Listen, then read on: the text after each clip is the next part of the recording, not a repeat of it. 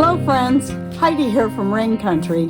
God is good all the time, and I'm here today for 5 random points on self-sufficiency, and this is just to kind of give you a taste of the importance of self-sufficiency and why we look more into this lifestyle.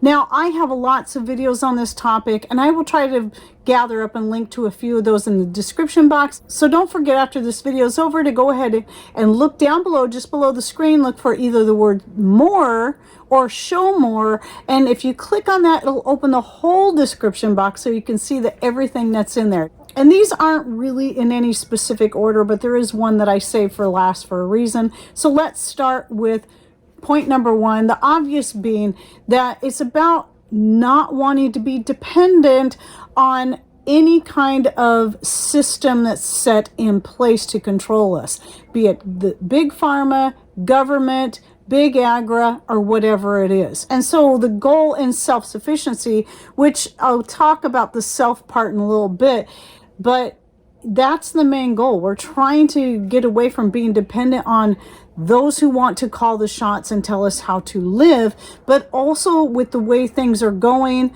with the, trying to get rid of cash and get rid of all these different things that make us more independent. Going this route helps us to find other ways that we can continue having a healthy, happy life without needing those things. So that's, I would say, probably is the number 1 goal. And point number 2 is that it is hard work, but it is honest work. And it is gratifying work. There's very little that is as satisfying as being able to grow your own food or raise your own livestock, or even to be able to forage for food and medicine in the wild.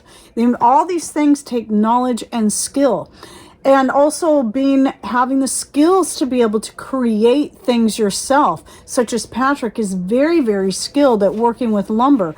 Not only does he saw up his own lumber, but then he takes that lumber to create many things. He's built my kitchen cabinets and other cabinets throughout my house. He makes various different wood items that I use in my kitchen, such as cutting boards and so much more. He built the very deck that I'm standing on and the one out front.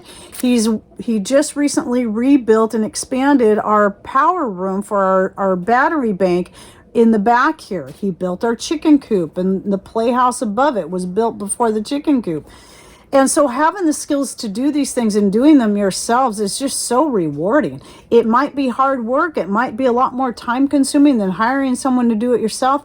But being able to do it yourself, you can tailor it to suit you, and that satisfaction of the work and time and effort you put into that to get the desired result. So yes, it may be hard work, but for those who can't do the hard physical labor, there's still other things, even if you're in a wheelchair, that you can find to do that can be productive. It can be as simple as crocheting or knitting. These are things that you can either use to make warm garments for yourself, be it socks, leg warmers, sweaters, hats, and scarves, and more. And mittens, I make mittens and fingerless gloves quite often. Or you can use those items to barter for other goods and services that you may need. Number 3 is when you start getting into this lifestyle, you never stop learning. And if you think you've arrived and you think you don't have anything more to learn, then you're just going to stagnate, because things are changing all the time. The climate is changing. This is forcing me, when it comes to, though my grapes always seem to do great, and other things always seem to do great, it's forced me us to reconsider the way we grow certain things. Even our zucchini has really been struggling this year, and zucchini is usually one of those things when you live in a cool, wet climate that just explodes. And it's been a real struggle this year with the zucchini. And keep in mind, I'm shooting this video right at the end of July, and my plants are only now really finally starting to take off, even though I started them in I think it was either early May or late April. They just sat like dormant for the longest time. They wouldn't grow because it was just so cold. It stayed cold for so long. So I need to rethink the way I do it next year. I'll still be starting some in the greenhouse, but I'll be doing like I used to do is later in the season, after I get those planted out, I will direct seed some as well. Sometimes direct seeded things do better than things started in a warm area, and vice versa. So you always got to learn to be flexible and learn and work with what you have. And if you can't think outside the box, you're not going to know how to be able to deal with the changes that come along. And I'm talking specifically about garden, but there's many different things that can affect the things that you usually do in your life. I mean, just look at me. I'm watching 3 grandbabies a week. It's forced me to have to change my schedule and the way I do things, the way I shoot videos and so much more. Because now I'm kind of forced to have to shoot all of my videos in one day each week, and then do my video editing on other days, but still be able to have my Saturdays off from these things, because it is important that we have a day off to let our bodies and our minds rest and relax. Time management is a very important thing. The busier you get when you add more things to your more self-sufficient lifestyle. Point number 4 is having the skills. When you have the skills and you have the, if it's, let's say you're putting up food and other things, like I'm the one that puts up food for long term to get us through hard times, where Patrick is one that's going to put up other consumable products such as oil and fuel and even filters, such as oil filters, fuel filters, and so on for the various rigs that we have. These are the things that he stocks up on. So if hard times hit, but we need to replace a filter in something, or we need to fuel up this or that, the other thing, those things are on hand. And again, I stress this all the time. A lot of people assume that people who are more into being prepared and being more self-sufficient are all about a massive end of times scenario. And while that can play a part in it, it doesn't have to be about that. It's about the day-to-day things that happen to everyone, no matter who you are or what you believe. It can be as simple as a job loss, somebody getting sick or injured, or even a death in the family that can really throw a wrench in the works. And being ahead on bills or having money set aside and whatever it is, these are things that mean that we can have these things or be ready when these skills or when these items are needed. They are there for us. And or again, like I said, being paid ahead. We're always paid ahead on some of our utilities. And yes, we collect our own rainwater and we do have solar power, but we're only partially off grid. We use the best of both worlds. So we have public power and city water as well. But we could survive if we didn't have access to the public utilities at all, because that's something we've been honing through the years. But as such, I still am paid far ahead on either of those bills if financially something happens and I can't pay those bills. I don't have to worry about the house because we got out of debt quite a few years ago.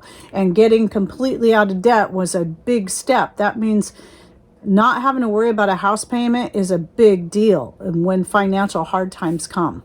And then number 5, I saved this one for last because, we always throw out this word self-sufficiency, but that's more in reference of being independent from these government entities. But we still need each other. So building community is still important, because there's not one person that can grow everything that there is out there. There's not one person that's going to have every single skill. You can have a lot of skills, like Pat and I put together. We have quite a bit of skills, but that doesn't mean we can do it all. And we certainly don't have all the resources we need. So having a community of people that have different resources, such as, our friends that are looking into raising Icelandic sheep. They're, right now they're doing the research and looking into that. That can be a great resource for us, and we can barter with them. We can do some work for them in exchange with the heavy equipment that we have, in exchange for the meat and the milk that we can get from their sheep. And so that's just one of the many examples. There's so much more out there. Patrick has a sawmill. How many people have a portable sawmill? Well, because he has this sawmill, if people have trees they need taken out and they need the lumber, Patrick can saw up that wood and a lot of times get a trade where we can get part of the lumber and they get part of the lumber. There's all these different types of ways that we work with each other, and we have this kind of extended community, or even if it's not part of our more close-knit community, there's still people throughout the town that we can work with, and we can barter with the skills and the things that we can do. And so there is a certain amount of dependence on each other, but learning how to work with each other is very important, which reminds me, I do have a video on bartering that I'll link to down below. I think I did it last year, but I'm going to be doing another video, just adding some more points to that here in the near future, so be watching for that.